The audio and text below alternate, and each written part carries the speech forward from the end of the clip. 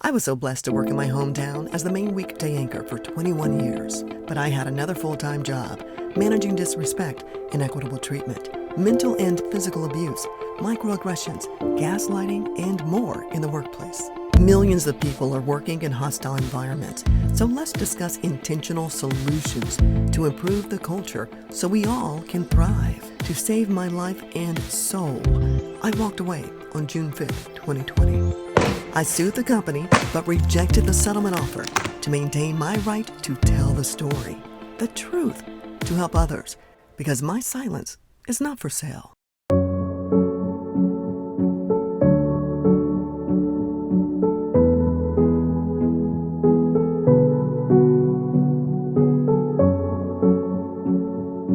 I'm sorry. I am so sorry that my departure was swift and that it was abrupt.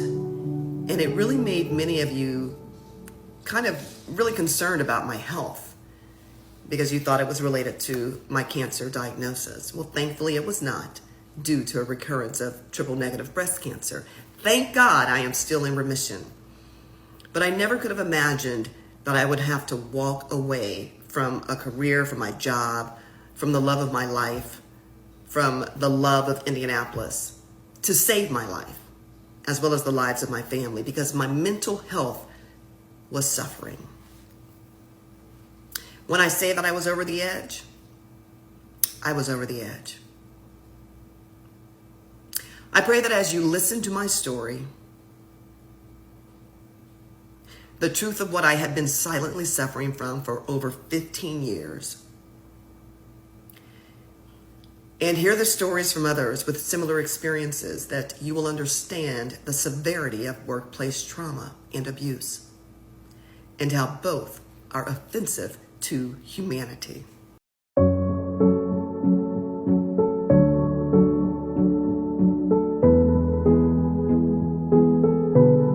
mean, I remember my manager throwing a blood sample at me. Wow. And at the time, I was just engaged to my husband, and I'm like, oh, she just tossed it across the thing. He's like, no, that's a throw. And it is dangerous because it is blood. Right. She badmouthed me at a meeting I had to leave early from because I had a conflict. She later used it against me that I didn't follow a procedure that was never established for just like swapping out a news story on the homepage, something very petty that I was doing all the time. There was no process in place for. She decided to give me a written warning after I spoke up to her, the head dean. My pay was cut in comparison to the work that I was still bringing into the firm. I was like, that was really unfair. Where this man would tell me to shut up in public. He calls women all types of names, and I am sitting here forced to deal with it when you have someone in a leadership meeting and he tells you to shut up. And you don't have an opinion and you can't fight this situation back. We're in a commercial break. And we had, like I'm wearing today, my little earpiece here, and the producer is counting down to when we were coming out of the commercial. And I'm hearing, 15 seconds, 10, 9, the countdown. And then this individual whips their head to me. He said, well, in the history of this firm, women have been messy. And says, we do not allow women to have events without a male representation. This is my show. 3, 2, 1, and we're back on the air. The abuse is when you try to, figure out, like, what can I do better? Like, let me go harder, let me try to play along, a little bit over here to get along. Have experienced physical, mental, emotional, spiritual, and financial trauma from this experience. I mean, on all levels, I have been knocked to the ground and trying to pick myself back up.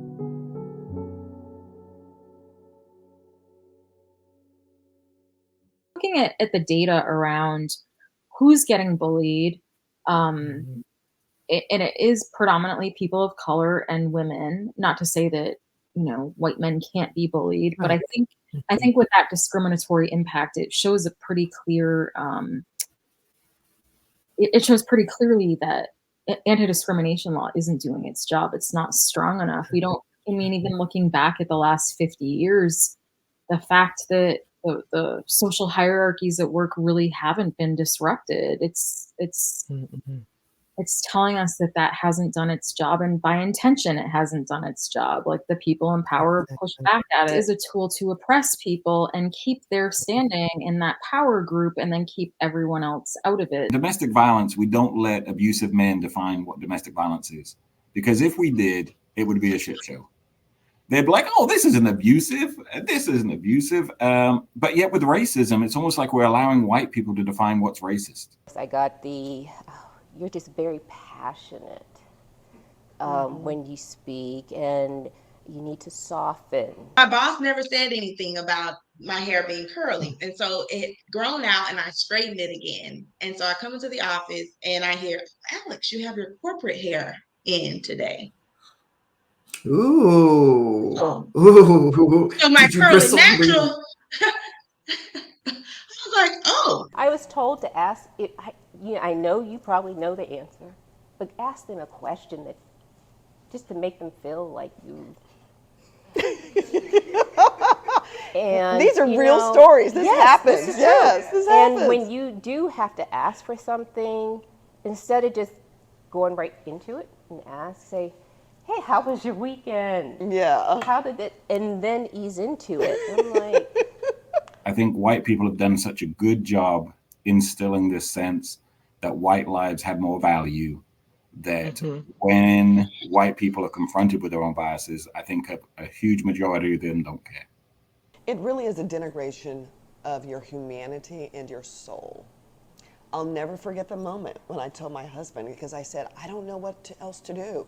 Do I need to bring in extra muffins, tomorrow morning? I'm like, do I need to bring in cookies, donuts from Long's? Like, I was trying to figure out, what is it that I'm not doing? Why am I not getting access to the photographers that I need? Why are my stories not being aired? Why am I being lied to about why my stories aren't being aired when you're telling me something that doesn't make sense? And I challenge you and say that doesn't make sense, and you're still trying to lie and gaslight. What is it that I'm doing? Because I don't see you treating anybody else like this.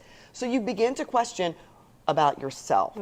And that begins the roller coaster, the emotional roller coaster of it's me, it's me, it's me. I need to change myself. I need to do something so that this doesn't happen. And we're spinning in wheels. We're like the little hamster in the little wheel. You're just going around and around and around, and we can't stop. And your mind, your mind is literally being affected in a way that I had never experienced in my entire life. And so for me, that's what racism is. It's buying into any structural inequality that behooves people with white skin like me at the cost of the humanity of people who have skin that isn't white. You feel crazy. You know that something has been altered on the inside of you. You don't know what that is. You don't know why that is. You're questioning everything. You're looking around. You're asking for help, but you don't even know how to ask. What kind of help you're asking for? Yeah. What kind of help am I asking for? It wasn't about a job. I understand anybody that may see this or hear this, of saying you should get over it. I agree. I understand that it's just a job. But what I am going to say is that this was my dream. My dream that I was passionate about, that I gave 100, 200% of myself, of servitude. This organization hinged on radical compassion and servitude. And I gave it. And the very thing that I love did not give back to me. It ruined me. Until we find a way that white people benefit from working on their implicit bias and their racism, I don't think they would change it. My marriage has suffered. Over the years, and again, didn't realize it, it was affecting my health. In what way? I was diagnosed with Hashimoto's, which is an autoimmune disorder, inflammation. And it got to a point where I went to a naturopath doctor. I was working with, a Western medicine doctor. couldn't do anything. And I was just, with me, it's just, I was gaining weight, my hair is falling out, and we couldn't figure it out. I definitely had sleepless nights. I was definitely ruminating about this all the time. I know that the relationship that I was in at the time, I know it affected that. Without there being any accountability, what has that done to your psyche, to your physical health, your mental health? Well, I have mental health issues at this present time. Suicidal thoughts is a real constant thing. I gained more weight. Suicide ideation is a real constant thing. The alcohol consumption increased. I couldn't sleep at night. One day you're up, one day you're down. Stressed. Like I lost over 20 pounds. I had a nervous breakdown. Absolutely stressed. My weight went way down. I was getting up. I always had an upset stomach. My brain felt like it was being scrambled I feel, and I have felt, very isolated. because of lack of sleep and excessive stress. Hair shedding like a dog. I came down with high blood pressure. I never had any physical. I've been the healthiest person ever, and all of a sudden I had high blood pressure. It has really affected my relationships with, I would say, just going into these corporate spaces because I've never been exposed to that. My livelihood has not been restored at all. I think people don't understand how our families, our husbands, our wives, our children, our parents, they are suffering along with us at the same time. Yeah, I was going through, I would say, a terrible state of depression. I was depressed dealing with it. I didn't want to come to work. He would force me, well, this is where you need to be because you're a part of leadership. And if you don't come, your team members won't come. I moved my whole office to my house for one point in time, and he had a conniption fit. The stress and the trauma was just weighing on me so much. You hear all the time about getting over it. You should get over it. It's just a job. My husband was on my staff more for protection, just because of the things that behind the scenes in the leadership team that I dealt with compared to what was happening to the other advisors on the floor. Let me ask you, what does that mean when you say your husband was your protection? I needed him. I needed him to be there because there was just times where I would break down crying of the things that were said, the things that are being done. And it would be really hard because I'm the only one dealing with it. And that to me was difficult. So I needed him there. That's just it. Like I needed that man in that office because of the situations that were the things that were taking place.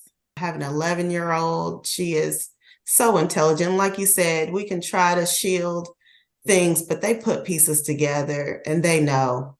And even my 5-year-old has been times I've been down and in my room crying, and she'll just come in and say, "Mommy, I'll lay here with you." And she'll put her hand on me and, "Mommy, I'll just stay here and cuddle with you right now." So she doesn't know what's going on, but she knows Mommy has never been like that. Something's wrong with Mommy.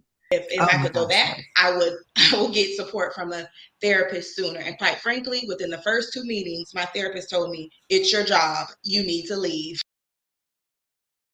At the point of which we are questioning our sanity, our health is at great physical and emotional risk. We have to do things differently. We need to do things differently before we get to that place so we don't create environments and interactions and dynamics like that. But I think that there are all of these tools to help people navigate relationships that we call intimate partner violence or domestic violence.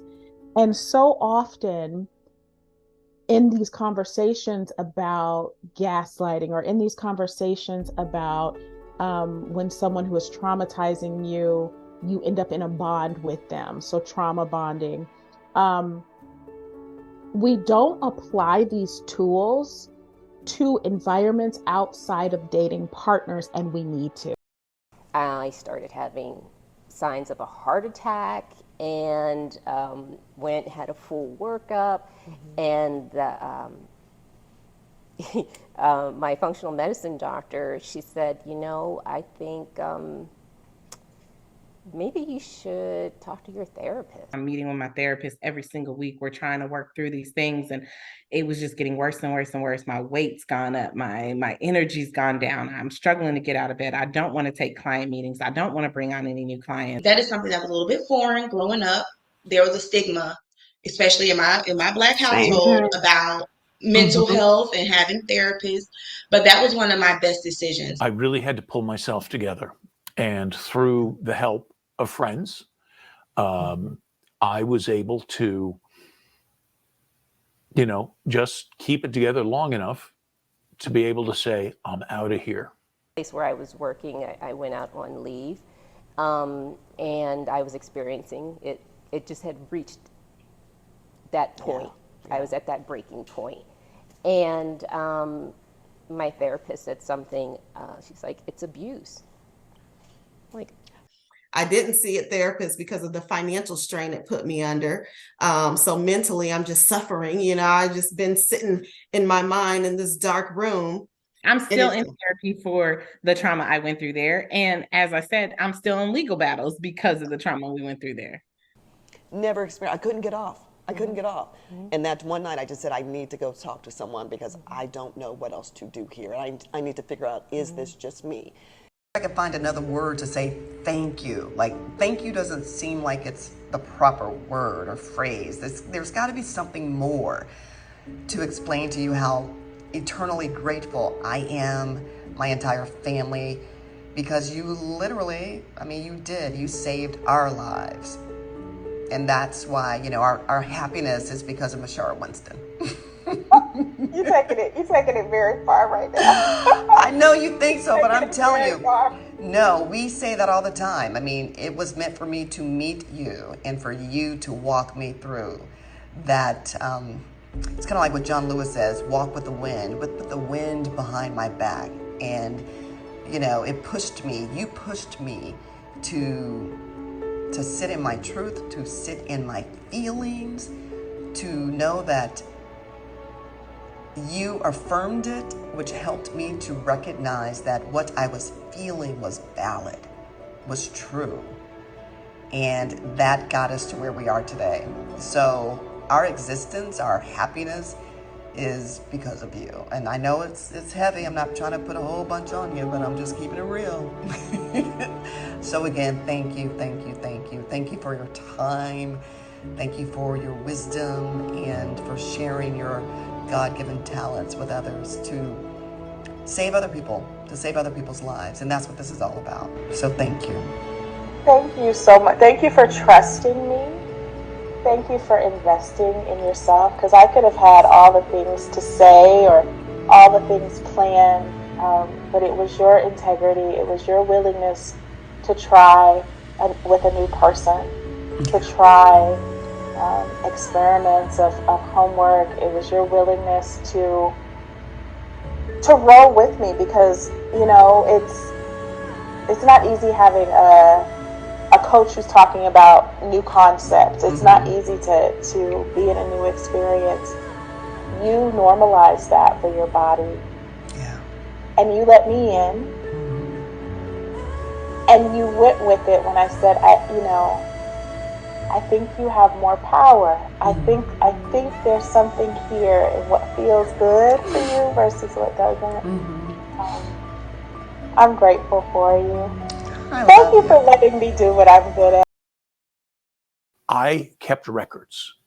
I documented dates, times, who else heard what was being said, what was being said, and recollecting this and created documents. There is zero protection. There's none on the 1099 side. So we couldn't even, because I filed an EEOC. India filed an EEOC. There is absolutely no protection that we get from sexual harassment, sexual discrimination, racial discrimination. Like literally, there is nothing. We just have to take it, shut up, and move on.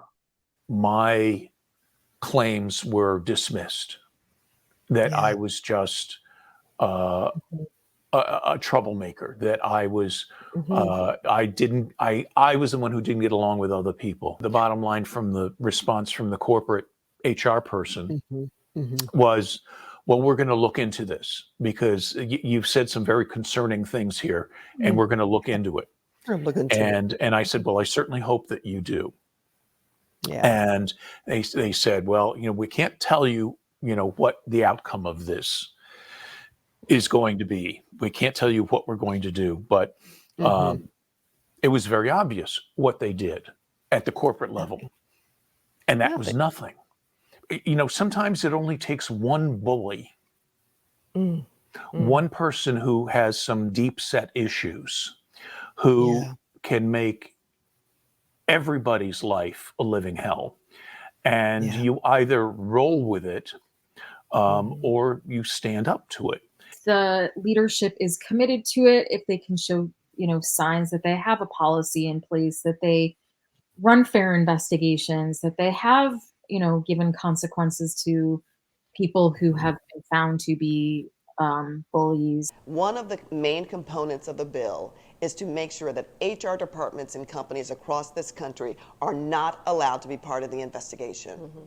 There must be a separate investigative process, which is what I have been saying all along. Before I even knew about EWA, I'm like, if I had been able to have like an outside company to come in, that allowed the witnesses to feel safe and protected, to share their truth without fear of retaliation and retribution. It just takes, God allows things to happen for a reason, and I'm just glad that he's given us the passion and the fire to pursue these wrongs. Otherwise it would just continue to happen, and it would just happen to the next, and it has been happening. So enough is enough. I think we have to be more vocal, and I think a lot of us live in fear of what someone may think or what someone may say. Will I get a job? Or what they do. Right. About Absolutely. my next venture, will anyone hire me after this? Well, if this stays on my record, he is trying to prevent me from working having a livelihood. I'm glad that it happened to me. Not that it happened, but that it happened to me, because they got the right one. We're teaching our children, if we don't stand up, if we don't say something, if we don't have the courage to leave, to speak up, if we remain silent, are we doing more damage and harm to our families? Yeah, man, you just said so many powerful things there. I just had to jump out on faith and walk away from everything and risk my family's well-being because of the culture and the environment. Or a lot faster to a place of like, this is where the value misalignment is. I'm not compromising on it. I'm going to stand up to it in a professional, respectful way. And if people don't like it, I'm walking away from it. Everything that we go through in life is to build us. If it doesn't break us, it is to build us. It is to build our character, build our knowledge, build our expertise in wherever God has prepared for us. I'm no longer willing to accept less than what I'm okay receiving for compensation. We're not sitting around here whining and complaining, whining and moping, and what I like to call sitting in a poopy diaper. Yeah, right. No, right. Not at all. We have moved on. We're taking action. And my kids, they said, Mom, we're really proud of you for standing up because you chose yourself. Now I have a greater purpose, and I can couple all of this hurt, this pain, this disappointment, these hard nights and days, and I can make this ball of purpose and to bring about effective change. And I always say, if no one believes your story, I do. I see you and I hear you. And thriving is my birthright. It's your birthright. It's the birthright of every single person on this earth. How do you thrive? How do you define thriving for you and your life? Thriving for me is being able to look at my children and know that they look up to me. Being resilient, seeing, my kids seeing me overcome something, like that is thriving to me. That is a survivor to me. It's not that I went through it, it's how I came out of it.